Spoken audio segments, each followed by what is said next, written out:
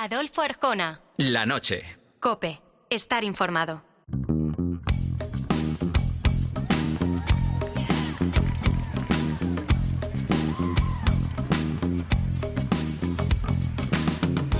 Ya sabemos lo que pasa en España y en el mundo. Te voy a hablar de dos artistas bien distintos. Dos estilos musicales diferentes. Pero dos vidas entregadas a su público, a sus canciones, a trabajar por dar lo mejor de ellos en cada disco y en cada concierto.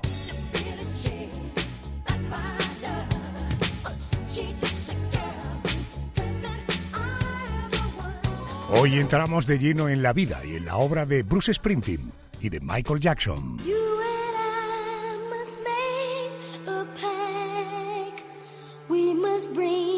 Salvation back. Where there is love, I'll be there.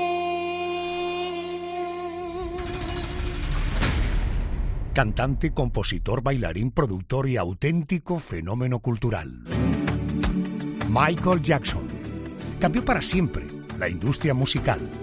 Su voz, sus coreografías, su estética y su capacidad para convertir cada lanzamiento en un acontecimiento mundial lo elevaron a una dimensión artística pocas veces vista.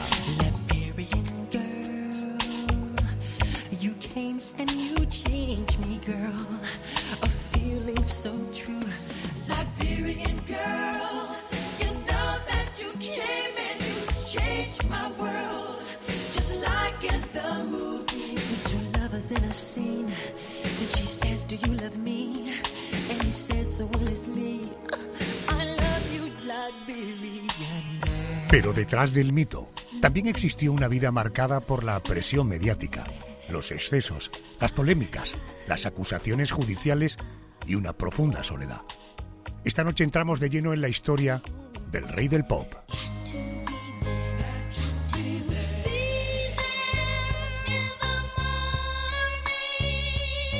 Para hablar de Michael Jackson ya tengo en conexión a Pablo Rodríguez Lago, es biógrafo de Michael Jackson, es autor de Volviendo a Neverland.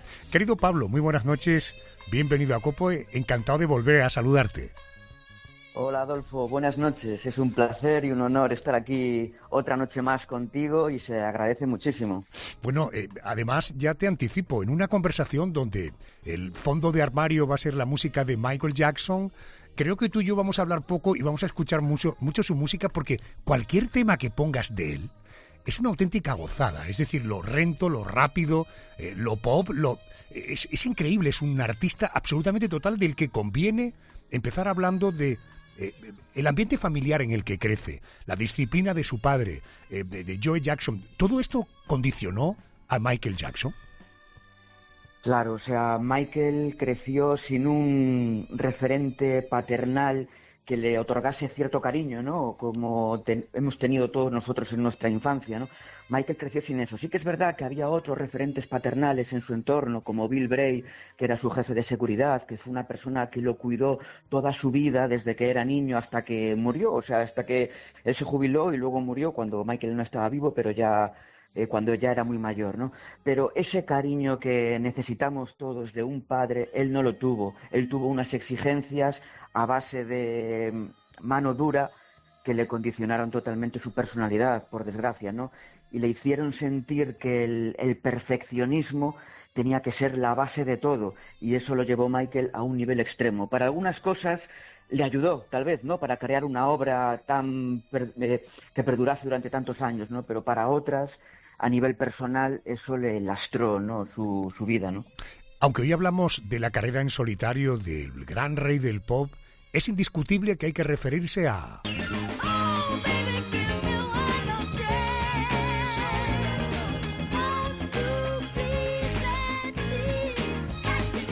Hay que referirse a los Jackson 5. Pablo, ¿cómo influyó su etapa en los Jackson 5 en esta formación artística? ¿Fue realmente un condicionante, una buena escuela?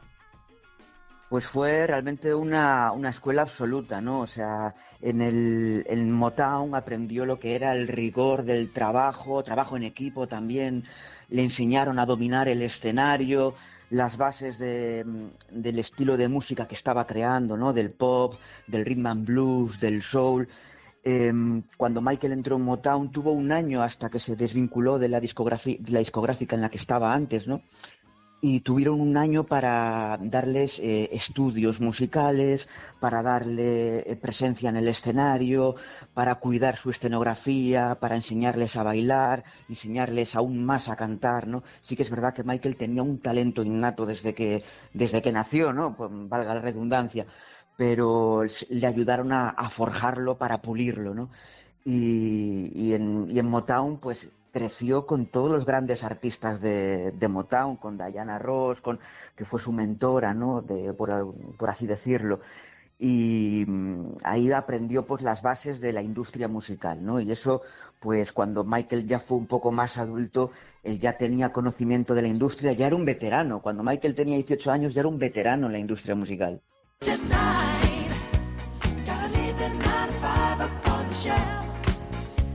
Enjoy yourself, groove, let the madness in the music get to you, like it's so bad at all, you live it off the wall. Vamos a situarnos en la década de los 70. En tu opinión, ¿qué importancia tuvo el álbum Off the Wall del año 79? Digo, en su carrera. Pues bueno, Off the Wall, Michael ya venía de hacer discos en solitario con Motown, ¿no? Era una estrategia comercial que tenía, que era compaginar álbumes de Jackson 5 con álbumes de Michael Jackson, ¿no? Pero su emancipación artística y musical real, definitiva, fue con Off the Wall. Fue la transición que hizo Michael de ese icono infantil a su madurez adulta, ¿no?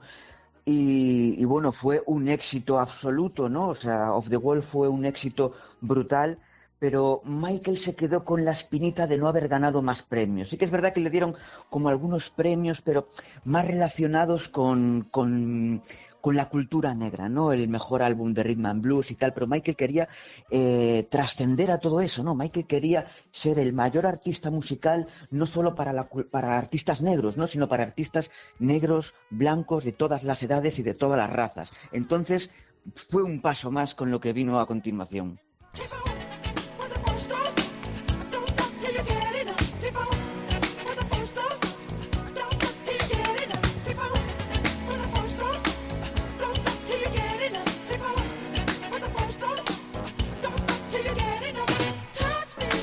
Los que amamos la música de Michael Jackson, le encontramos una pareja de baile perfecta, que combinaron a las mil maravillas.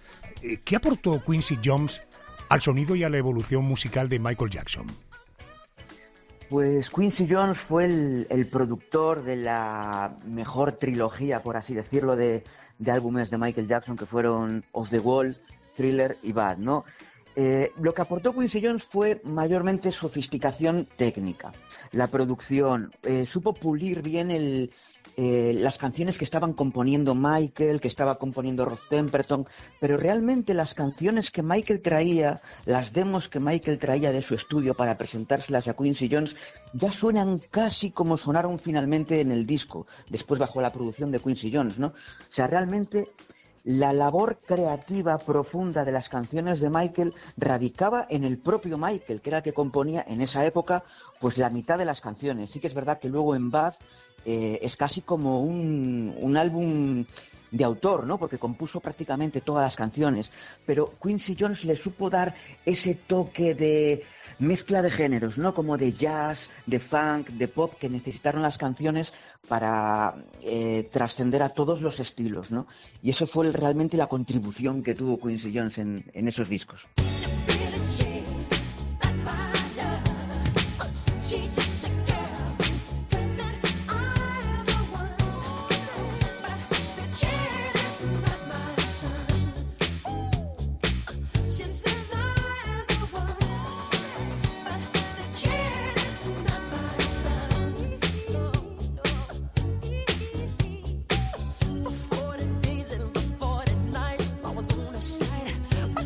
Stand when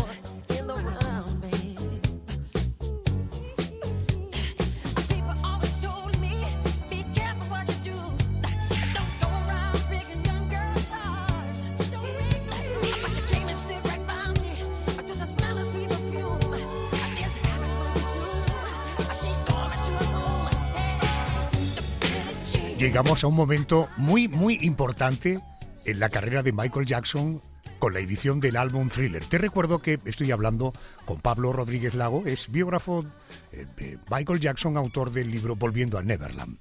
En tu opinión, Pablo, ¿cómo nace Thriller? ¿Y por qué sigue siendo, en tu opinión, el disco más vendido de la historia de la música? Pues Michael lo que quería con este álbum era hacer un disco en el que todas las canciones fuesen éxitos, que fuesen hits, ¿no?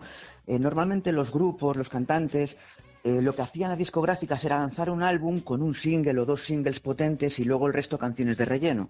Pero Michael no, Michael se inspiró en el Cascanueces de Tchaikovsky, que todas las canciones para él, todas las pistas de ese disco, de ese álbum, son buenas, ¿no? Eran joyas. Entonces Michael quería hacer algo así, que todas las canciones pudiesen ser números 1.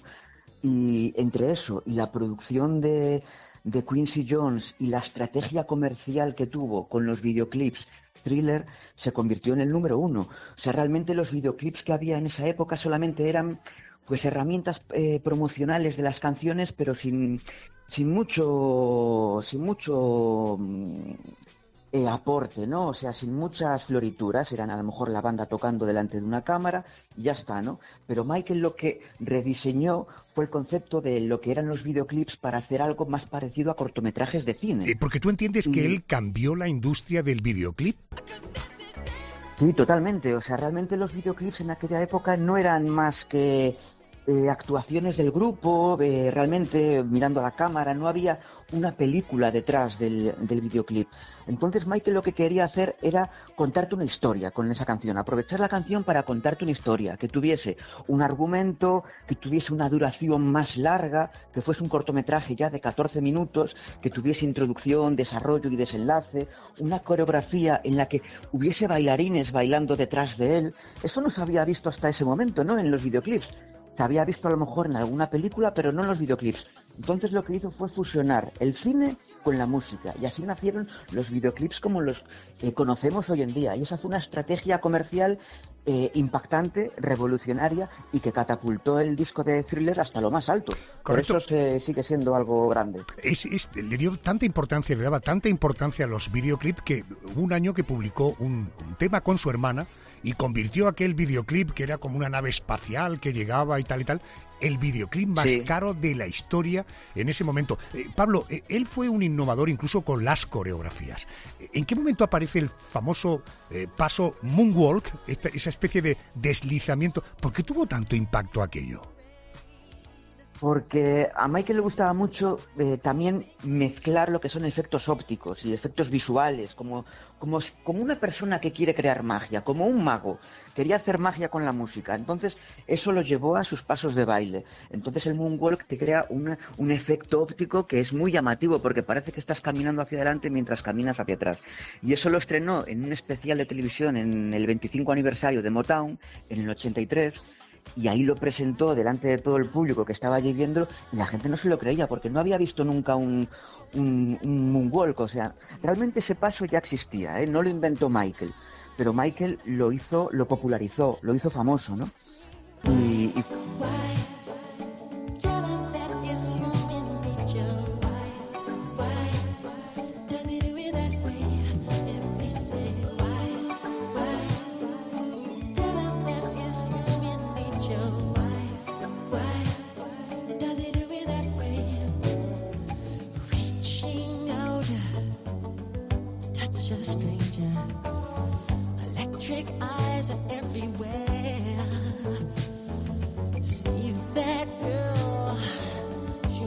I'm watching.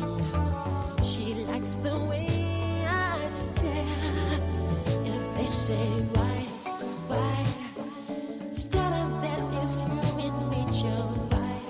Why, do they do it that way? Lo he contado en alguna ocasión, desde luego yo no me pongo delante de un micrófono para contarte mi vida y mis cosas, pero aquello me impresionó tanto que me gusta compartirlo. Concierto en directo de Michael Jackson en el Vicente Calderón en Madrid. Apareció volando literalmente, desde detrás del escenario, se ubicó en el escenario, le taparon los bailarines, vete tú a saber si el que volaba era él o no lo era, y de pronto le quitaron todos los artilugios que llevaba que le permitían volar, y apareció Michael Jackson. Así empezó el concierto y terminó volviéndole a colocar todos esos aparatos para marcharse volando. Te puedes imaginar que para un joven como yo en aquel momento, aquello me dejó... Porque, Pablo, Michael Jackson reinventó la forma de actuar en directo, ¿verdad? Sí, realmente diseñaba los conciertos como espectáculos absolutos, o sea, combinaba lo que eran las ilusiones ópticas, como hemos hablado, trucos de magia, le ponían pues a lo mejor unas telas delante, desaparecía, aparecía en otro lado del escenario, mezclaba pirotecnia, fuegos artificiales y mucha precisión también en lo que son las coreografías, el baile, y todo esto con un hilo narrativo muy teatral.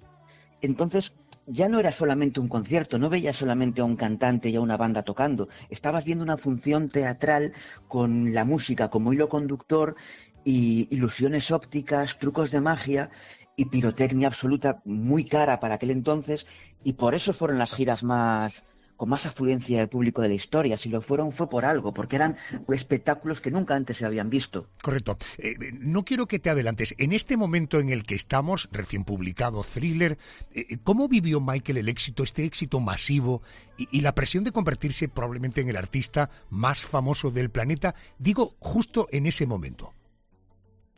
Pues Michael lo que quería era generar un halo de misterio. Él decía, yo quiero sacar un disco, pero no quiero dar entrevistas. Quiero ser una persona que genere misterio, como la Greta Garbo, ¿no?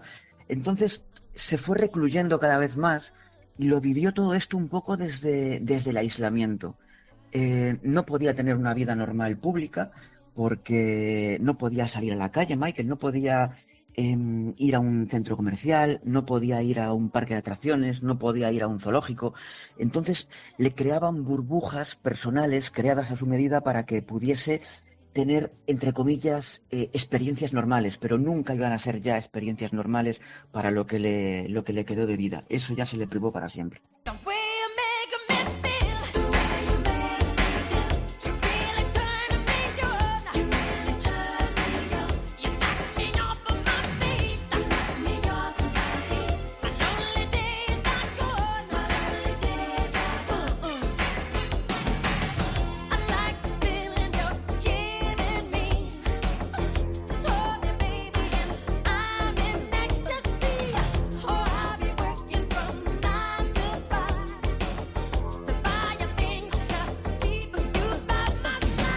Después de publicar Thriller, había que igualar o, a ser posible, superar. Y aparecen joyas como...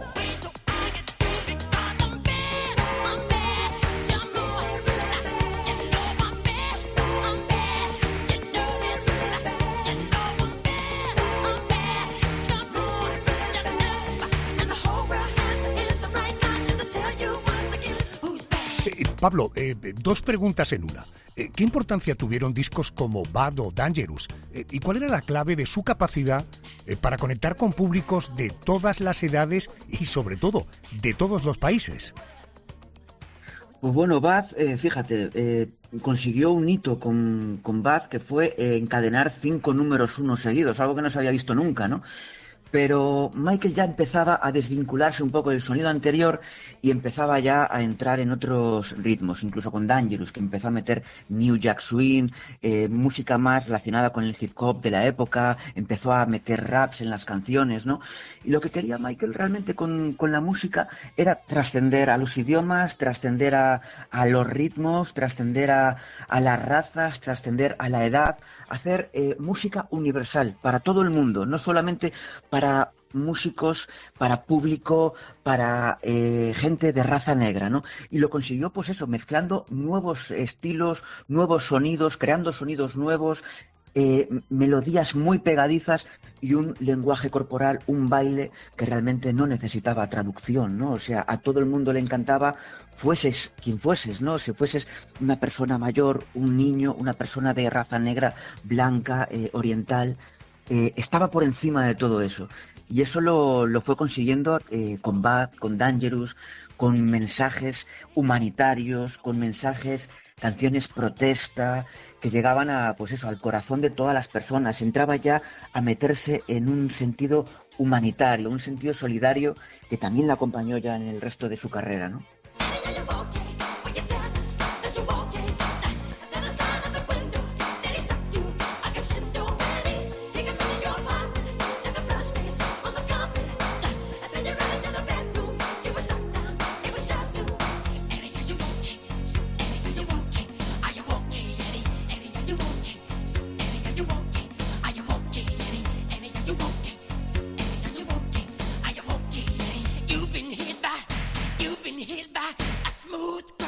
¿Qué se sabe de cómo era dentro de un estudio de grabación?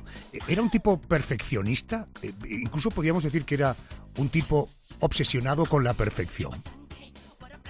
Sí, bueno, Michael en el estudio era obsesivo hasta el extremo. Es como lo que habíamos hablado antes, que él creció y le forjaron a base de golpes en lo que era el sentido de la perfección, como si fuese la base de todo, ¿no? Entonces a veces grababa cientos de tomas de una sola frase y al final tenía 100 tomas y elegía una, ¿no? Y a veces mezclaban durante semanas una sola canción. Mira, fíjate, Michael decía que las canciones nunca se terminan, se abandonan, para que te imagines el grado de perfeccionismo que tenía Michael, ¿no? O sea, la mezcla de Billie Jean, creo que se hicieron como 60, 70, 80 mezclas, no me acuerdo ahora del número exacto, y al final, fíjate, se quedaron con la segunda mezcla. Fue la que más les gustó, pero es eso, el nivel de perfección siempre fue absoluto. I'm starting with the man in the mirror. I'm asking him to change his ways. And no message could have been any clearer. ¿Por qué su aspecto generó tanta especulación y debate? Porque hemos oído desde que quería blanquear su piel para ser un hombre blanco, hasta médicos hablando de que padecía una enfermedad que provocaba esas consecuencias. ¿Qué nos cuentas de ese aspecto físico que generó tanta especulación? Bueno, pues todo lo que rodea el aspecto físico tan cambiante y camaleónico de Michael tiene una explicación. Cada aspecto de su cambio físico se puede explicar muy fácilmente, ¿no? O sea, él tenía una enfermedad que fue diagnosticada y que fue contrastada y totalmente confirmada, que es el vitíligo, ¿no? Esa enfermedad despigmenta la piel. Y Michael lo tenía en la mayor parte de su cuerpo, se fue extendiendo poco a poco. Le empezó en la mano, de hecho por eso empezó a llevar un guante, ¿no? Para tapar esas manchas blancas que tenía. De hecho ves los guantes que se conservan de la época y algunos tienen manchas de maquillaje oscuro porque intentaba taparse las manchas blancas, ¿no?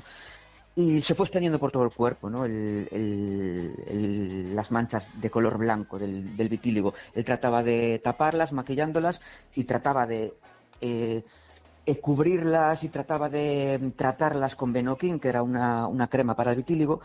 Y luego también las operaciones de nariz, pues realmente era un trauma, un complejo que arrastraba desde la infancia, porque desde pequeño le insultaban y le llamaban narizotas, ¿no? Y luego lo del pelo, Michael tuvo un accidente con Pepsi en el 84, que le quemó la cabeza totalmente. Le tuvieron que insertar globos quirúrgicos en la cabeza para estirar la piel, coserle toda la piel. Fue unas operaciones que tuvo que hacerse varias veces a lo largo de su vida, ¿no? Entonces los médicos le dijeron, tienes que usar prótesis y pelucas, ya no te queda más remedio que para toda tu vida usar prótesis y pelucas, ¿no? Entonces también tenía lupus eritematoso, que le coloraba la piel, ¿no? Ese efecto que le llaman piel de mariposa. Y pues una cosa y otra fue provocando que el aspecto de Michael se deteriorase un poco y que le diese mucha más importancia a lo que es el maquillaje, a lo que es cubrir sus defectos. Tú ten en cuenta que en los años 80 y 90 no había tanta información sobre lo que era el vitíligo y esas enfermedades de la piel, ¿no? Entonces se tendía a ocultarlas, ¿no? Era ese nivel de perfeccionismo bajo el que estaba sometido Michael, le obligaba a ocultar esos defectos, entre comillas, ¿no? Ahora se lucen con mucho orgullo esos defectos, ¿no? Incluso se monetizan, la gente con vitíligo está en redes sociales exhibiendo su piel, pero en aquel momento pues no había mucha información sobre esto.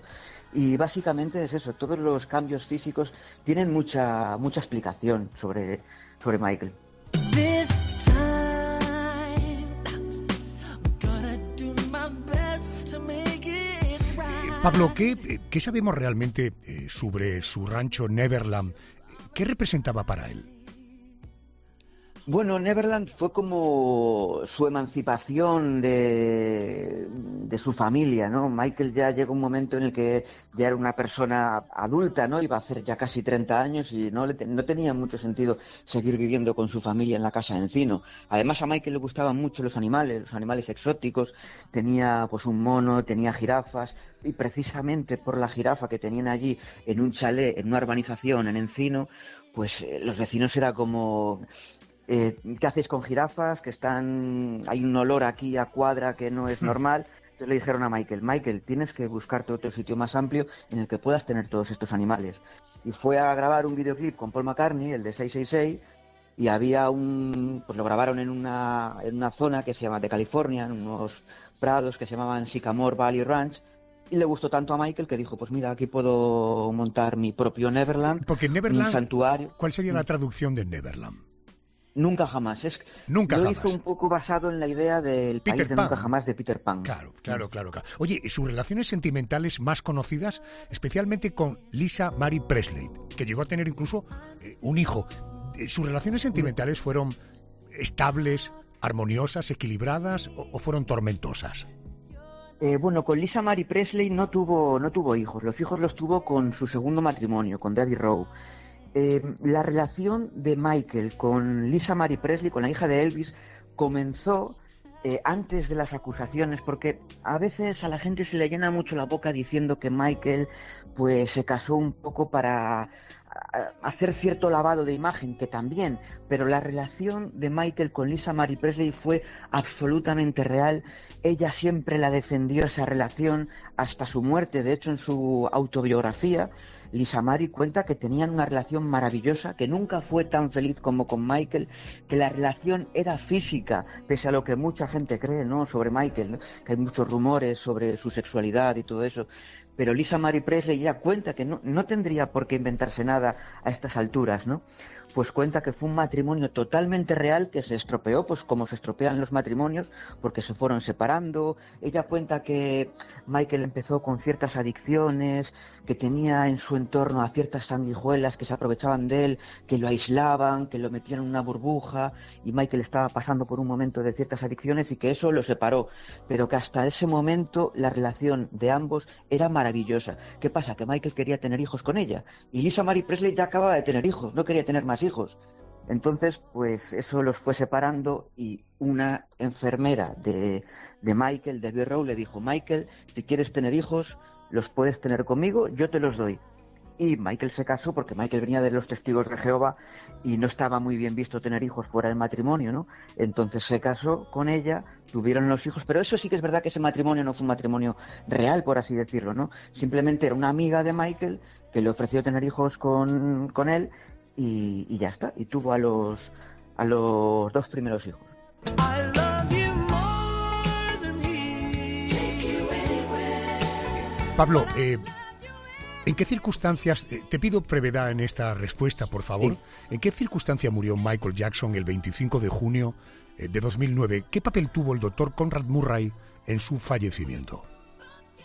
Pues mira, Michael murió de un paro cardiorrespiratorio en su casa debido a una intoxicación aguda por propofol, pero es que el propofol cuando se lo inyectó, ya le había inyectado antes durante toda la noche diazepam, lorazepam, midazolam, y luego le mete 25 miligramos de propofol, algo que ningún médico en su sano juicio habría hecho, y sin monitorizar. Y se fue el médico a hablar por teléfono al baño. Cuando volvió, Michael ya estaba en parada cardiorrespiratoria. Tardaron 1 hora en llamar a los servicios de emergencia. No supieron dar la dirección exacta en donde se encontraban. O sea, un montón de negligencias que te hacen pensar que o bien hay una mano negra detrás de esta muerte, o bien ese médico fue el médico más incompetente de la historia, porque hay muchas cosas que no se entienden. Desaparecieron las cámaras de la mansión que grababan lo que pudo haber ocurrido, desaparecieron cuando se llevaron a la policía. Ciertas cosas no cuadran. Hubo un juicio y salió declarado culpable de homicidio involuntario, y de los 4 años solamente cumplió 2. This is it. Here I stand. I'm the light of the world. I feel grand. This love I can feel, and I know yes for sure it is real. Pablo, en tu opinión, ¿cuál ha sido el legado de Michael Jackson? ¿Qué lugar ocupa él en la historia de la música? Pues mira, es una gran pregunta, porque a mí personalmente, para mí el legado más importante de Michael Jackson no es el musical, sino el filantrópico, el humanitario, el solidario. No se puede olvidar que Michael es la persona que más ha contribuido a asociaciones benéficas de toda la historia. Michael Jackson, aún a día de hoy aparecen nuevos testimonios de personas que eran niños en aquella época, que te cuentan cómo estaban en el hospital y que Michael llegó a su ciudad, fue al hospital, vio que tenía una enfermedad que podía ser terminal, que necesitaban un trasplante y que Michael movilizó cielo y tierra para conseguir un donante. Y así, pero cientos y cientos de testimonios que salen aún a día de hoy de personas anónimas. Y para mí ese es el mayor legado de Michael, mucho más allá que el musical. Que el musical es indiscutible, ¿no? O sea, ya solamente hay que ver ahora mismo las listas de éxitos. Michael Jackson a día de hoy mismo, está en el top 5 de artistas más escuchados en Spotify este mes. Un músico que hace 25 años que no saca un disco. Un músico de los 80, de los 90. Pues a día de hoy está compitiendo con The Weeknd, con Justin Bieber, con Bruno Mars, con Bad Bunny, con Taylor Swift. Y ni siquiera está vivo. Entonces eso te dice ya, pues te habla de la magnitud de su legado, ¿no? Es un legado incomparable. Pero para mí, personalmente, el mayor legado es el solidario. Y creo que Michael se merece que lo recordemos más. A lo largo de su carrera, publicó 10 álbumes de estudio en solitario. Vendió más de 400 millones de discos en todo el mundo. Convirtió a Thriller en el álbum más vendido de la historia de la música. Ganó 13 premios Grammy. Logró decenas de números 1. Revolucionó para siempre el videoclip, la danza y los espectáculos en directo. Michael Jackson falleció el 25 de junio de 2009, pero su impacto sigue vivo. Ahora, además, su historia vuelve a la actualidad con el estreno de la peli Michael, el nuevo biopic cinematográfico que recrea la vida del artista y que vuelve a poner el foco sobre uno de los personajes más fascinantes de la cultura popular contemporánea. Pablo Rodríguez Lago, es un honor tenerte, te mando un abrazo, amigo, un abrazo fuerte. Un abrazo muy grande, gracias.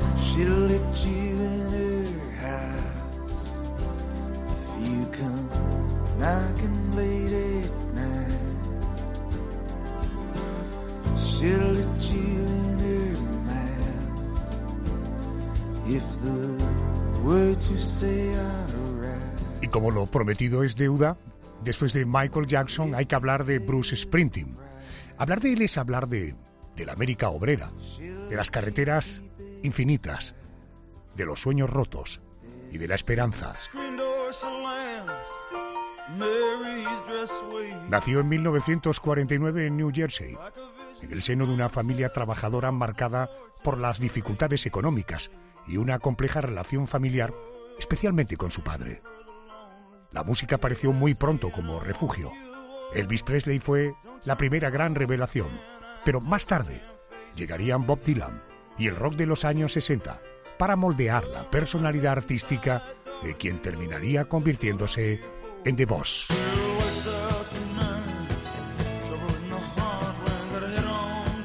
Desde sus comienzos en pequeños bares de New Jersey hasta llenar estadios en todo el mundo, Springsteen ha construido una carrera única.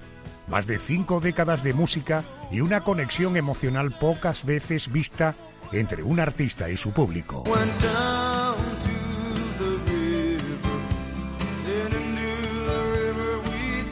Pero detrás del éxito también hubo depresión, hubo dudas, hubo rupturas sentimentales, conflictos internos y momentos de profunda crisis personal y artística, como los que refleja la película Springsteen, Líbrame de la Nada, centrada en el difícil periodo creativo que desembocó en el álbum Nebraska. Hoy repasamos la vida, la obra y las sombras de uno de los músicos más importantes de la historia del rock. Para ello me acompaña Julio Valdeón. Es autor del libro Darkness on the Edge of Town, Springsteen, en el corazón de la tormenta. Julio, muy buenas noches. Hola, buenas noches. Vamos a comenzar, si te parece, por el principio. ¿Cómo fue la infancia de Springsteen en New Jersey? ¿Qué importancia tuvo su complicada relación con su padre en su personalidad y en sus canciones? Pues es una importancia capital que él ha reflejado en sus discos desde casi el principio. Lo que sucede que es cierto que las canciones primeras de una forma más críptica, y a medida pues que se iba haciendo mayor, digamos que hablaba de ello con más franqueza y más naturalidad. El padre hay un doble problema en ese hogar. Por un lado están las dificultades económicas a las que te referías, pues que eran propias de una clase trabajadora precarizada que estaba pasándolo mal en la costa este de los Estados Unidos en una época de los años 70 en la que el país pues empezaba a entrar en una cierta fase de declive tras la crisis del petróleo, etcétera. El padre de Bruce encadena trabajos temporales y bueno, las cosas no son fáciles en casa, y de hecho es Adele, la madre de origen napolitano, la que hace un poco de puntal de aquel hogar mientras el padre pasaba de trabajar en una fábrica a conducir un autobús, etcétera. Luego había un problema digamos de corte de salud mental, porque parece que el padre fue con el tiempo diagnosticado que tenía un problema, pues un severo problema de salud mental que le provocaba unas depresiones tremendas. Y luego había un conflicto generacional. El padre pertenece a la generación que había hecho la Segunda Guerra Mundial, y Springsteen pues es un chico que pertenece ya a la generación de los 60, influido por el rock y por todo lo que viene con ello, y por lo tanto el padre no podía entender a aquel hijo que se empeñaba en llevar el pelo por encima de los hombros, que no quería hacer una carrera convencional, y que en cambio soñaba con ser guitarrista y músico de rock. Y de todo ello pues nace una relación complicada, difícil, que al mismo tiempo es fecunda desde el punto de vista artístico, porque hay canciones como Independence Day, por ejemplo, que tratan todo esto de una forma absolutamente magistral. I got a 69 Chevy with a 396 fuely heads and a Hearst on the floor. Julio, sus dos primeros discos no fueron grandes éxitos comerciales. ¿Es cierto que estuvo cerca de ser despedido por su discográfica? Sí, en efecto. Springsteen era un descubrimiento de John Hammond, que es el gran cazatalentos de la Columbia Records, el hombre que había descubierto a Count Basie, a Billie Holiday, a Aretha Franklin, a Bob Dylan, a Leonard Cohen, a tantos y tantos. Y Hammond quedó deslumbrado con aquel chico, con aquella verborrea lírica apabullante y aquella presencia que se llamaba Bruce Springsteen, cuando hizo una prueba para él en los estudios de Columbia en Manhattan. El problema es que los dos primeros discos no funcionan, como tú bien dices, a nivel comercial. Son unas ventas relativamente malas. Hoy en día no serían tan malas, teniendo en cuenta que prácticamente no se venden discos, pero en aquella época estamos hablando del gran momento dorado, ¿no?, de la industria discográfica, y la apuesta de Hammond y de Clive Davis, que era el presidente de Columbia Records, pues flaquea hasta el punto de que está a punto de ser efectivamente despedido, y se salva por la campana. Se salva gracias al disco del año 75, a Born to Run, aquellas dos portadas en Newsweek y en Time, y aquel número 1 que alcanza el LP, que lo consagra como la nueva gran esperanza del rock, ¿no? Un tradicionalista al mismo tiempo con una capacidad brutal para reinventar el género, y eso es lo que va a hacer que su carrera se enderece, aunque luego vinieron otras tormentas.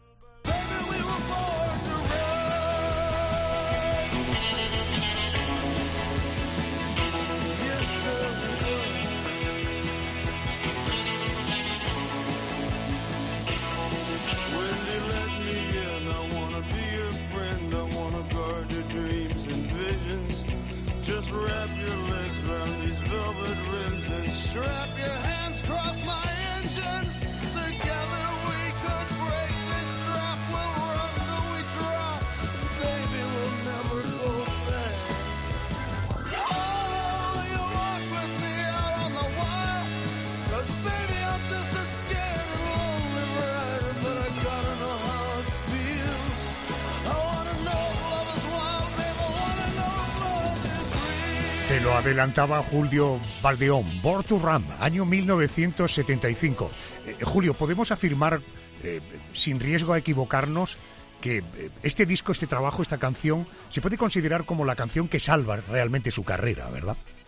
En efecto, sí, ellos están prácticamente en el grupo, vamos, y Springsteen en bancarrota en ese momento, sobreviviendo con conciertos muy precarios en lugares insospechados, haciendo también de teloneros de otros artistas, lo cual tampoco era precisamente positivo, porque en cuanto Springsteen y la E Street Band te teloneaban, el artista en cuestión no quería que te volvieran a telonear porque aquel chaval prácticamente desconocido todavía, pues era una auténtica fiera en el escenario, ¿no? Que bebía de la tradición de los grandes del soul como Sam Cooke y como James Brown, y directamente te devoraba, ¿no?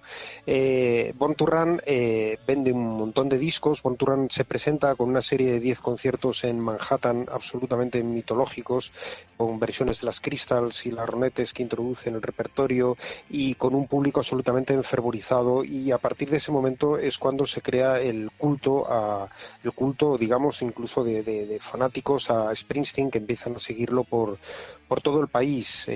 Así que sí, Born to Run, digamos que es un disco con un parto también tremendo, que solo el single les lleva más de 6 meses grabarlo, porque él no estaba conforme en ningún momento con cómo sonaba aquello, y no acababa de encontrar las piezas que encajaran, y que se va reconduciendo gracias a que entran 2 personajes claves luego en la vida de Bruce. Uno es John Landau, que era un crítico de rock de la Rolling Stone, un tipo muy letrado, un tipo ilustrado, que había producido a los MC5 y a otros, y que les va a ayudar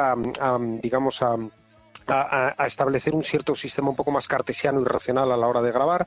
Y luego su socio de siempre, que no había tocado con él hasta entonces en la E Street Band, que es Steve Van Sant, al que muchos recordarán por su papel en Los Soprano como Silvio Dante. Steve Van Sant, que va a ser su lugarteniente, su mano derecha, su consigliere, ¿no? Y que le va a ayudar sobre todo en los arreglos de vientos, que fueron muy complicados para sacar adelante aquel disco épico, ¿no? Que es con el que Bruce de alguna manera se despide de aquella juventud romántica, y que bebe tanto de Phil Spector, ¿no? Y de las melodías wagnerianas, de aquel pop de los 60, como de una cierta romantización de las calles en plan Leonard Bernstein, ¿no? Y West Side Story. Todo eso es Born to Run, y es definitivamente el disco que endereza y salva la carrera de Bruce.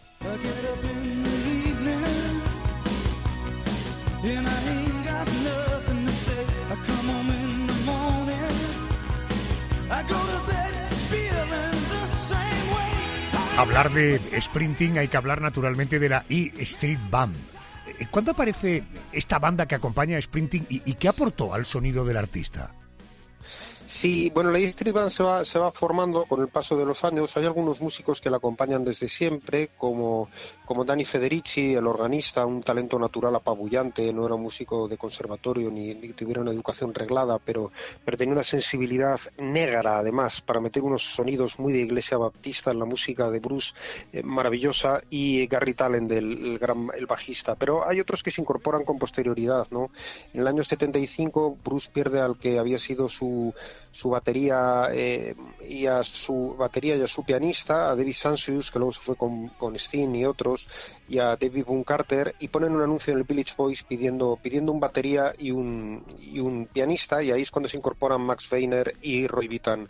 Y ese va a ser el núcleo, junto con Steve Van Sant, que ya digo que entra también en el 75, y por supuesto con Clarence Clemons, ¿no? El saxofonista imponente, influido por King Curtis y otros grandes saxofonistas de la época dorada del rock and roll, y que le va a aportar un sonido tan característico, y además con el que Bruce interactuaba en el escenario, pues con una camaradería muy, muy poderosa, y que además saltaba una brecha que en aquel momento sigue siendo todavía una de las heridas fundacionales del país, ¿verdad? Que era la brecha racial, ¿no? Todos ellos conforman el sonido de la Street Band, que es una verdadera apisonadora sónica, que va a conformar el sonido clásico de Springsteen en su época, digamos, mítica, ¿no? En la que se extiende del segundo disco al Born in the USA, porque ya en el Tunnel of Love del año 87 el grupo toca, pero no tocan juntos en el estudio, cada uno hace sus partes y se desplazan a Los Ángeles a tocar con él. Digamos que ahí empieza un poco el principio del fin de la E Street Band, de la época, digamos, dorada, hasta que años después, en el 99, se reúnen en la gira el Reunion Tour, la gira de reunión, y hasta hoy, ¿no? Porque ya yo creo que son absolutamente inseparables. Bueno, yo voy a rebobinar un poco en el tiempo, me quedo en el año 82, se publica Nebraska.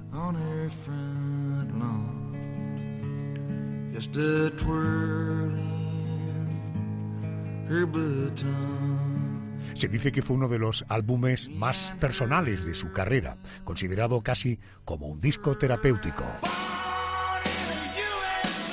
Año 84. Se publica Born in the USA, probablemente uno de los mejores álbumes de su carrera. Casi se puede decir que cambió su vida y su carrera con este disco.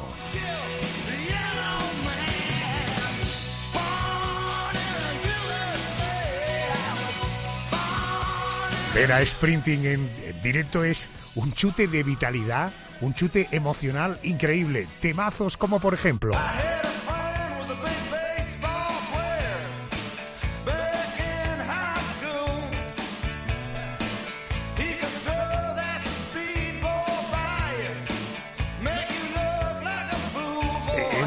Julio, permíteme que entremos en su vida más personal. ¿Cómo fue su primer matrimonio con la modelo Julianne Phillips? Porque aquella relación terminó siendo muy complicada, ¿no? Sí, aquella relación, la verdad es que fue una relación herida casi desde el principio, entre otras cosas porque yo creo que Springsteen todavía no se había reconciliado, no había sido capaz de entender cómo podía funcionar una relación de pareja. Ten en cuenta que Bruce durante años eso se ve en la película en Deliver Me From Nowhere, se ve que él su manager le alquilaba casas en las que él se quedaba para componer, muchas veces ni siquiera sin amueblar, y luego cuando trabajaba con la banda, pues en el garaje ponían los amplificadores y tocaban. Springsteen en aquellas grabaciones, por ejemplo, del Darkness on the Edge of Town, que se prolonga durante casi un año en el que graban 60 o 70 canciones, o en la época que va del Nebraska al Born in the USA, que también alumbra, es un periodo realmente de 80 y tantas canciones. En aquella época Springsteen vivía por y para trabajar en el estudio, y muchas veces incluso de noche, cuando el resto de la banda se iba con sus familias, los que la tenían, Bruce cogía el coche y podía acabar en un local, en el Stone Pony, algún otro local de la costa de New Jersey, para tocar con la banda que estuviera en el escenario. Es decir, Bruce llevaba una vida absolutamente nómada y una vida con un punto quizás de locura que a lo mejor enriquecía sin duda su arte, pero que para su vida personal pues no parece que fuera lo más adecuado. Y yo creo que el matrimonio aquel pues sufrió de la vida del músico en la carretera y quizá pues de una incompatibilidad de caracteres que a veces uno no descubre hasta que la relación no ha echado a caminar, ¿verdad? Correcto. Luego apareció Patti Scialfa, pero me quiero detener ahora. Año 1994, Springsteen gana un Oscar.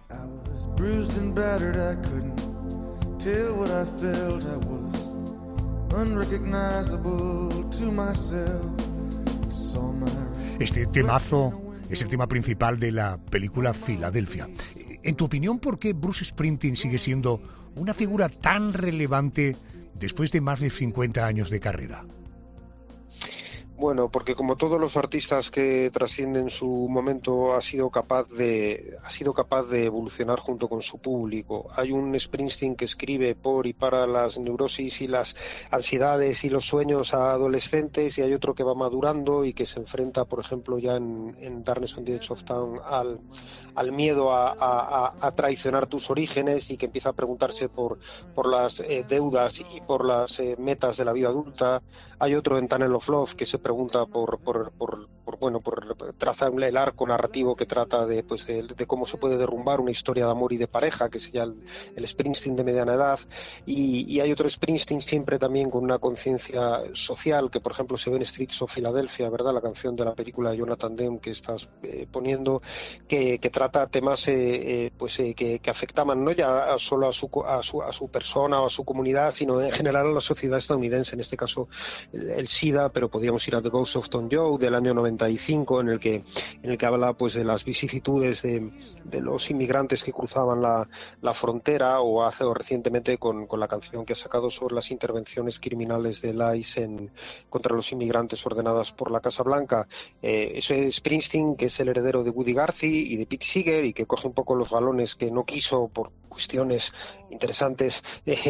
Bob Dylan en su día convive con otro mucho más introspectivo y bueno, digamos que hay casi un Springsteen para cada momento del día y para cada etapa de la vida, y su diálogo con otros grandes creadores de la tradición americana, con el country de Hank Williams, con la novela John Steinbeck, Las uvas de la ira, con John Ford, y por supuesto con la generación del nuevo cine americano, porque nombrabas Nebraska nace del ver Malas Tierras de Terrence Malick, que es uno de los grandes, y en Taxi Driver, por ejemplo, el personaje de Travis repite delante del espejo una frase, You Looking at Me, que se la coge De Niro a Springsteen de los directos, que se la decía al público en plan broma, guasa, me estáis mirando a mí. En fin, es un tipo que ha sabido dialogar muy bien con la tradición americana, con el arte de su tiempo y con el arte de los artistas que le precedieron, y también captar muy bien las convulsiones y las necesidades del público en cada momento, y por todo ello pues yo creo que sí, es verdaderamente milagroso que después de tantos años de carrera pues siga sonando actual y siga siendo un referente de la cultura estadounidense.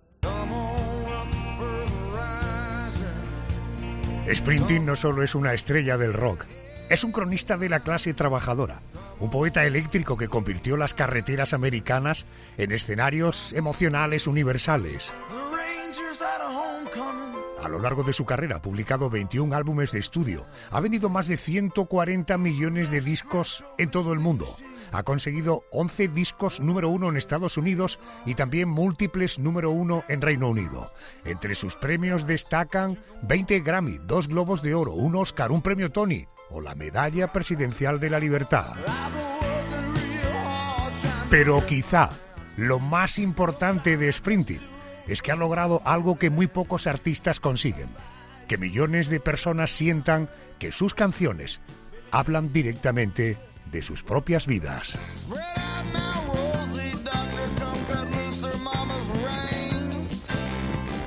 Querido Julio Valdeón, repito, autor del libro Darkness on the Edge of Town, Springsteen en el corazón de la tormenta. Julio, gracias por atenderme, un abrazo muy fuerte y buenas noches. Muchísimas gracias, ha sido un privilegio, gracias, un abrazo. Esta canción que suena, escrita por Michael Jackson y Lionel Richie año 85, producida por Quincy Jones. La interpretaron artistas como Ray Charles, Lionel Richie, Diana Ross, Michael Jackson, Tina Turner, Billy Joel, Stevie Wonder, Cyndi Lauper, Huey Lewis, Bob Dylan, y es el único punto musical donde concurren los dos protagonistas de esta noche, Michael Jackson, Bruce Springsteen.